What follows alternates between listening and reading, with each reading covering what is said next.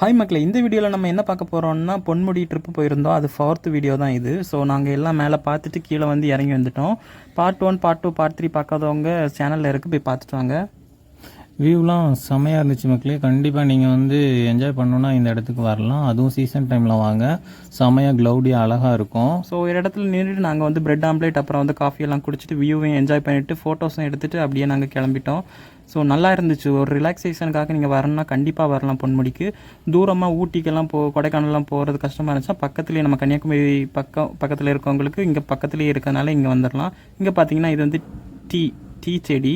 So அதுவும் பார்த்துக்கோங்க. இப்படி தான் இருந்துச்சு. வாயிலெல்லாம் நாங்கள் வித்தை காட்டுறோம் பாருங்களேன்.